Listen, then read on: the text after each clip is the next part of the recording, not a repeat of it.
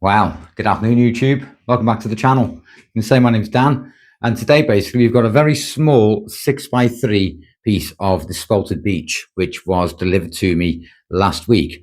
So, but yeah, today, because it's such a small piece, basically, we're going to try and get this mounted up by the worm screw. But yeah, I was going to say, if you enjoy wood turning, it's going to say, or you'd like to see how things are made, etc., don't forget to support the channel. It is brand new, and I think we're heading into week 9. And well, 9 weeks on YouTube, and we're heading for 3,500 subscribers, which is absolutely incredible. I can't thank you all enough. If you'd like to support my journey, don't forget that subscribing is free, liking the video is free, and don't forget to drop a comment. But let's get turning. Right, so as you can see, I've already got the worm screw actually in the jaws already.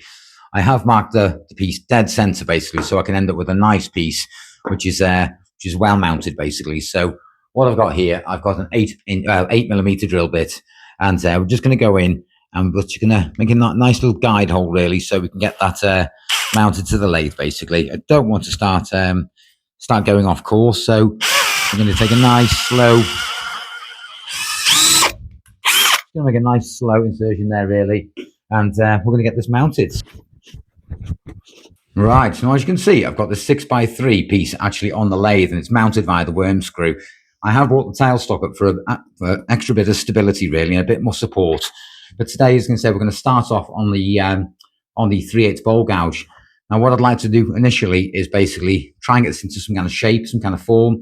And there's not a lot of timber I'm working with here, so I won't know until I start getting through some of this wax, really, and to see kind of what grain patterns this is hiding. We did turn a beautiful, beautiful spalted platter, which is literally from the same batch. And I was going to say, but this turned out absolutely beautiful. So I'm hoping this piece will give me some distinctive grain patterns and some beautiful characteristics in the piece. So, but yeah, we're going to stop talking and we're going to get turning.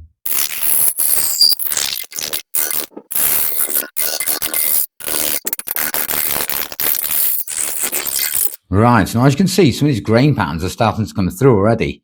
But what I need to be very, very mindful of is this crack here running straight through the piece, and also adjacent to the top. So we're going to keep turning basically. We'll see how far we get with it. I have put a small little tenon there basically on the bottom of the piece there. So, but you can see some of the spalting actually starting to come through, which has been quite evident. So we'll keep turning and we'll see how far we get with it really.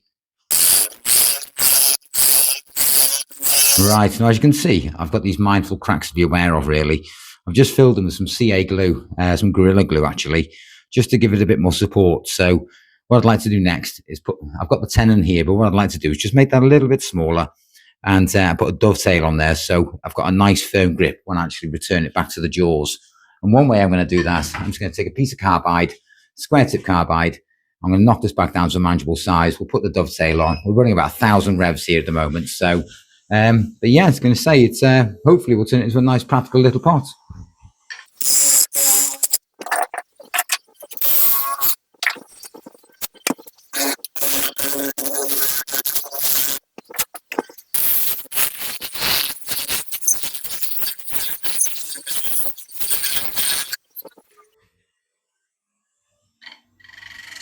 Right, okay, so basically what we're doing here, we swap back over to the 3/8 bowl gouge.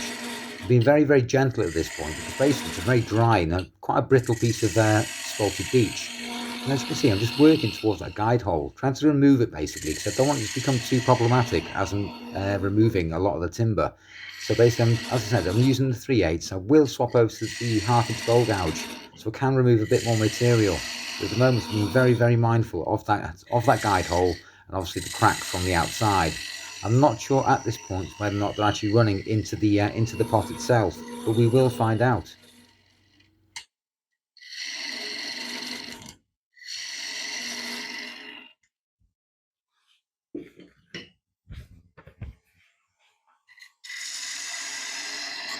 Right, now you can see I've come over to the 1/2 inch bowl gouge now, just to remove a bit more material.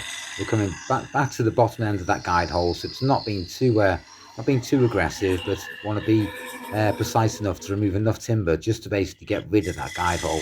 Just saying, there we are, nice and easily removed. So again, working round those curves, keeping that bevel contact there, and hopefully we can progress and get this into a nice manageable little pot.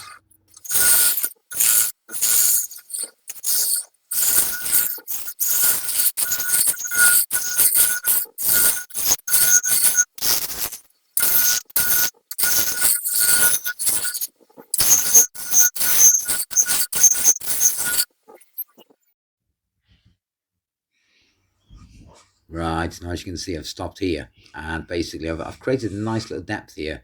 What I'm being very mindful of is those cracks, which is what I mentioned earlier. Being very, very careful, very, very mindful, and I don't want to go too far, too thin on these walls, just in case they come through.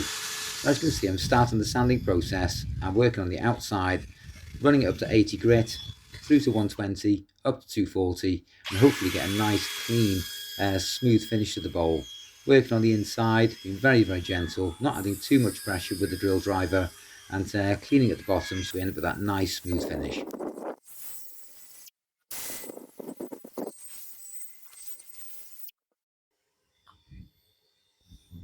Right, okay, basically. So what I've done here, I've added a nice coat of isopropyl just to clean the piece up. And it gives us a good idea of what the piece is going to look like once we've added that finish.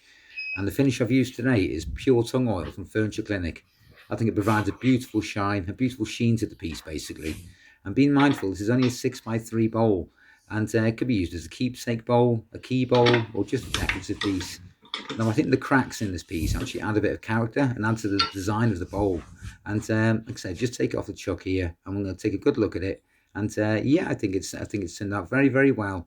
You can see the spalting which has come through. And I've been very, very lucky with this piece because it has been very, very brittle. But if you've enjoyed the video, don't forget to like the video. Don't forget to drop me a comment. And hopefully I shall see you back in the next one. But don't forget to subscribe. And thanks for watching.